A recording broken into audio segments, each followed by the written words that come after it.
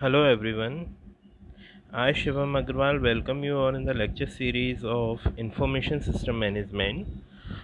Today we are going to discuss about unit second of our subject, that is the database concept. So first of all we have to know about what is a database.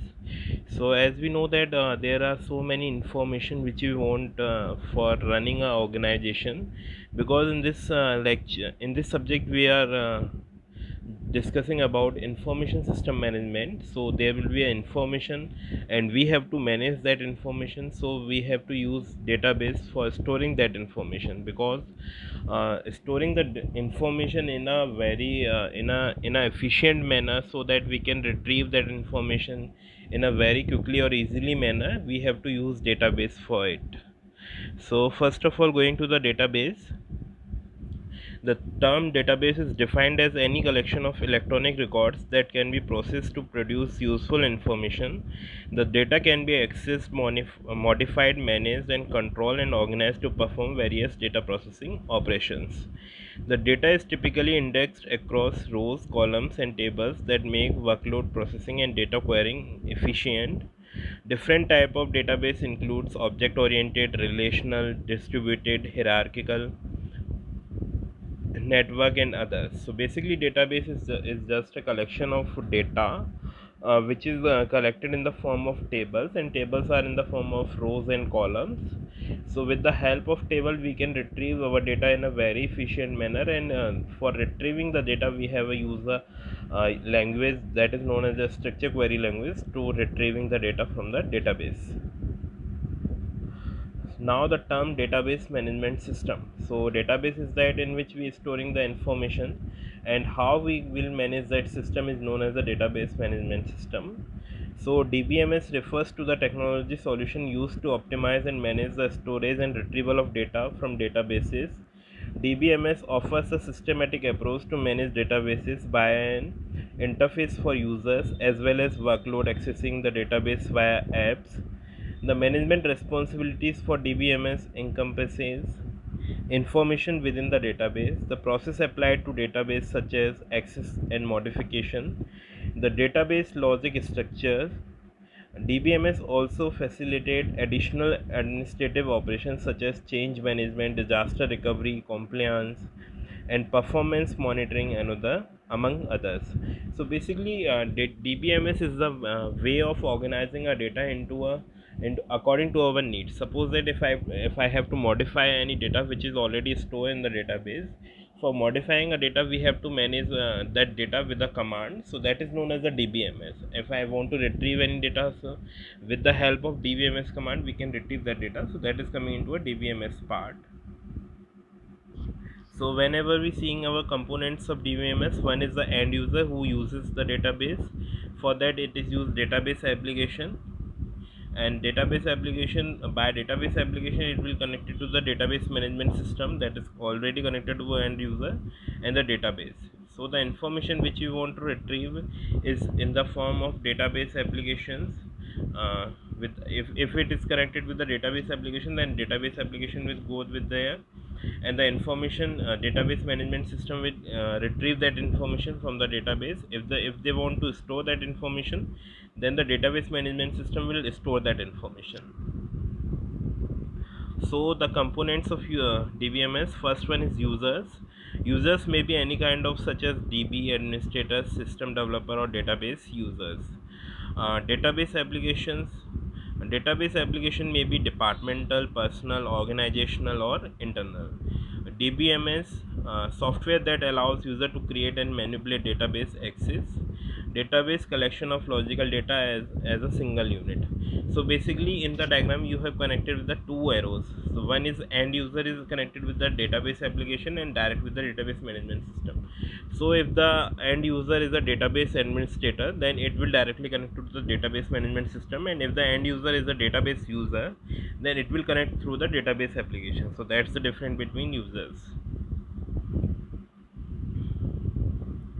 Coming to the acid properties of database has a more four properties which is known as the acid properties. Without if the database is not considering these all four properties, we can say that database is is not authorized or is not trustworthy.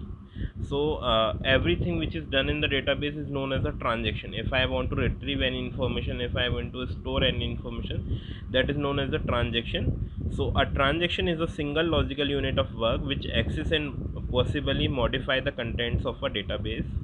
Transaction access data using read and write operations in order to maintain consistency in a database before and after the transaction. Certain properties are followed. These are called as ACID properties. So the A is for atomicity, C is for consistency, I is for isolation, and D is for durability. So the atomicity says that the entire transaction takes place at once or doesn't happen at all. Means either the transaction is fully completed or not completed, or not done. Not completed means not done. It may be a done or not done.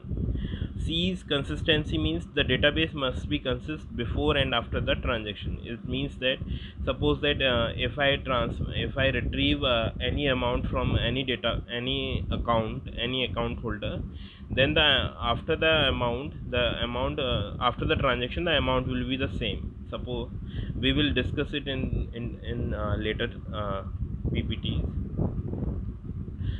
Third one is the isolation. Isolation is the multiple transactions occur independently without interference. Means if there are two transactions are doing concurrently, then there will be no interference between these two transactions. Durability means that the changes of successful transactions occur even if a system failures occurs. Uh, Basically, if the transaction is partially completed, and that should be a write operation is there. So write operation means there will be the changes will be occurred, means they have successfully transacted, and the other part will be rollback. So that is known as the ACID property. So the first one is the atomicity. By this we means that either the entire transaction takes place at once or doesn't happen at all. There is a no midway, that is transaction do not occur partially. Each transaction is considered as one unit and either runs to the completion or is not executed at all. It involves the following two operations. One is abort, second one is commit. So abort is that if a transaction aborts, changes made to the database are not visible. That is known as a abort. And committed is that if the transaction commits, changes made are visible. Atomicity is also known as all or nothing rule. So that is commit means if the transaction is committed means changes are visible, means there will be a write operation in the database. There will be example. Consider the following transaction T consisting T1 and T2 and transfer of rupees 100 from account X to account Y. So you can here see that transaction T1. So first of all we have read X, and amount of X is equal to 500. Now X is equal to X minus 100 because we have to transact 100 rupees into the another account. So write X means now the after that X will be 4000. So coming to the T2, read Y is 200, and after read Y I will put a Y plus 100, 2000 plus 200 plus 100, that is 300, and write Y, that is 300. So if the transaction fails completion of T1 but before completion of T2, say after write X but before write Y, then amount has been deducted from X but not added to Y. This result in an inconsistent database state. Therefore, the transaction must be executed in entirely in order to ensure correctness of database state. Coming into the consistency part, this means that integrity constraint must be maintained so that the database is consistent before and after the transaction. It refers to the correctness of database, referring to the example ever. The total amount before and after the transaction must be maintained. We have know that if I am talking about the example, so the before the transaction the amount will be 500 plus 200, that is 700, and after the transaction the amount will be 400 plus 300, that is also 700. So that means the consistency is maintained. So the same thing we will repeating here.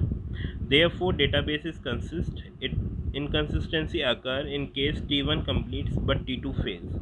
As a result, T is incomplete. That is the inconsistency. Third one is the isolation. This property ensures that multiple transactions can occur concurrently without leading to the inconsistency of database state. Transactions occur independently without interference. Changes occurring in a particular transaction will not be visible to any other transaction until that particular change in the transaction is written to memory or has been committed. This property ensures that the execution of transaction concurrently will result in a state that is equivalent to the state achieved. They will execute it serially in a some order. Means that isolation says that if I am running three transaction in a single unit of time, that means isolation means that they have no interconnection between these transactions before transacting them and after transacting them. It means that it is like that if I am completing one, after then second, after that third, that is equivalent to isolation. Suppose that an example, we have two transactions T and T dash. So read x, the value of x is 500 and value of y will also 500. X is equal to x into 100. Now the value will be 500 into 100, that is 50,000. Write x हो गया means 50,000 हो गया. अब हम read y कर रहे हैं. Y, the value of y is 500. Now y minus 50 means 500 minus 50, but you have seen that we have write here only, not write y, so it means that there will be no write y option. Coming to the t dash part, read x, the value of read x will be 50,000 and read y will be 500 because there will be no write y before minus the 50 amount. So z equal to x plus y, that is 50,000 plus 500, that is 50,500.